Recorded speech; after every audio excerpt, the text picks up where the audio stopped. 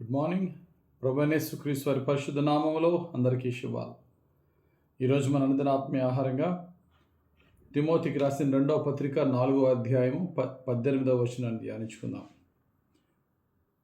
ప్రభువు ప్రతి దుష్కార్యము నుండి నన్ను తప్పించి తన పరలోక రాజ్యమునకు చేరున్నట్లు నన్ను రక్షించును.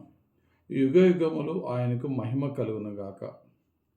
చదవబడిన వాక్యంలో భక్తుడైన పౌలు చెప్తున్నారు తన ఆత్మీయ కుమారుడైన తిమోతితో, ప్రభు నన్ను ప్రతి దుష్కార్యము నుండి తప్పించి తన పరలోక రాజ్యమునకు చేరున్నట్లు నన్ను రక్షించును అని ఇక్కడ తప్పించుట, రక్షించుట అనే రెండు పదాలు ఇక్కడ ఉపయోగించాడు. ప్రొటెక్షన్ అండ్ సేవింగ్, సాల్వేషన్ అనే మాటలు రెండు ఉపయోగించాడు. ఈ రెండు కూడా మన జీవితంలో చాలా అవసరం. ప్రతి దుష్కార్యము నుండి తప్పించి అనే మాటను భక్తుడైనటువంటి పౌలు గారు అక్కడ ఉపయోగించినప్పుడు సందర్భం ఏం ఉపయోగించాడంటే, నన్ను భయంకరమైనటువంటి ప్రాణాపాయంలో నుండి, అన్యజనుల చేతిలో నుండి. చూడండి, మన 18వ వచనం చదువుకున్నాం, 17వ వచనం. అయితే నా ద్వారా సువార్త పూర్ణముగా ప్రకటింపబడి నిమిత్తము అన్యజనులందరూ దాని విను నిమిత్తమును ప్రభువు నా ప్రక్క నిలిచి నన్ను బలపరిచను కనుక సింహము నోటి నుండి తప్పింపబడి తిని. భయంకరమైనటువంటి ఆపదల నుండి, భయంకరమైనటువంటి పర్సిక్యూషన్, హింసల నుండి దేవుడు నన్ను తప్పించాడు. నన్ను ఎందుకు తప్పించాడంటే, ఇంకా అనేకులకు దేవుని యొక్క వాక్యాన్ని బోధించడానికి. నన్ను ఆయన తప్పించడం మాత్రమే కాదు, ఆయనని రక్షించాడు. నన్ను ఎందుకు రక్షించాడంటే, నన్ను పరలోక రాజ్యానికి తీసుకువెళ్ళడానికి అని పౌలు భక్తుడు చెప్పాడు. ఆయన తప్పించుట అంటే ఆయన ప్రాణాన్ని కాపాడుట. ఆయన ప్రాణాన్ని ఎందుకు కాపాడాడట? ఇంకా అనేకులకు దేవుని వాక్యాన్ని చెప్పి అనేకులను ప్రభులో రక్షించడానికట. అంతేకాదు, ఆయన రక్షించేటట. ఎందుకు రక్షించేటట? ఆయన్ని పరలోక రాజ్యానికి తీసుకువెళ్ళటానికి. కాబట్టి తప్పించుట, రక్షించుట అనే రెండు పదాలు ఇక్కడ మనం చూస్తూ ఉంటే, మన ఈ రెండు కూడా ప్రొటెక్షన్ అండ్ సాల్వేషన్ రెండు మన జీవితాలకు అవసరం. సాల్వేషన్ అనేది మన ఆత్మకి, ప్రొటెక్షన్ అనేది మన బాడీకి. దేవుడు మనకి, మన దేహానికి తన కాపుదల ఇచ్చి ఆయన పనికి మనల్ని ఉపయోగించుకున్నాడు. దేవుడు మనలను పాపాల నుంచి రక్షించి పరలోక రాజ్యం చేర్చుకోవడానికి మనలను రక్షించుకుంటున్నారు. గమనించండి, దేవుణ్ణి మనం అడుగుతున్నది ఈ రెండు కూడా మనం అడగాలి. ప్రభువా, నా ఆత్మను రక్షించుకోవడం, రక్షింపబడడం నాకు అవసరము. ఈ భూమి మీద నా బాధ్యతలు నేను నెరవేర్చడానికి, అది కుటుంబ బాధ్యతలు అవ్వచ్చు, ఉద్యోగ బాధ్యతలైనా, నువ్వు నాకు అప్పగించిన నీ రాజ్య సంబంధమైన బాధ్యత అయినా నేను నెరవేర్చడానికి నన్ను కాపాడు ప్రభు అని దేవుణ్ణి అడగాలి. ఈ రెండు మాటలు కూడా ఈ వచనంలో మనం 2 తిమోతి 4:18 ఎలాగైతే చూసామో, అలాగే భక్తుడైన దావీదు అన్న మాటల్లో కూడా చూద్దాం.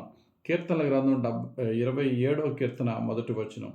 యెహోవా నాకు వెలుగును రక్షణీయునై ఉన్నాడు, నేను ఎవరికి భయపడుతును? యెహోవా నా ప్రాణ దుర్గము, ఎవరికి వెరతును?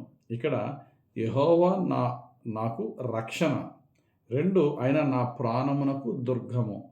ఇక్కడ ఈ రెండు మాటల్లో కూడా మనం చూసినట్లయితే, నా ప్రాణానికి దుర్గముగా ఉండి కాపాడువాడు ఆయనే, నా ఆత్మను రక్షించువాడు ఆయనే. కనుక నేను భయపడను, నేను ఏమాత్రం కూడా దిగులు చెందను అంటున్నాడు. అంటే మన ప్రాణాలని, మన దేహాన్ని కాపాడుతాడు ఆయన, మన ఆత్మను రక్షించి పరలోక రాజ్యానికి చేర్చుతాడు. పరలోక ప్రార్థన మనకు తెలుసు, మనము చాలాసార్లు రెగ్యులర్గా చెప్పుకుంటూ ఉంటాం. యేసు ప్రభు తన శిష్యులకు నేర్పిన ప్రార్థన. ఆ పరలోక ప్రార్థనలో మత్తయి సువార్త 6వ అధ్యాయము 9వ వచనం మనం చూసినట్లయితే అందులో ఈ రెండు మాటలు కనబడతాయి. చూడండి, కాబట్టి మీరు ఎలాగూ ప్రార్థన చేయుడి అని చెప్తూ 13వ వచనం మనం చూస్తే, మత్తయి సువార్త 6:13లో, మమ్మును శోధనలోనికి తేక దుష్టుల నుండి, బ్రాకెట్లో కీడు నుండి తప్పించుము. అంటే శోధనలో నుండి రక్షించు, కీడు నుండి కాపాడు.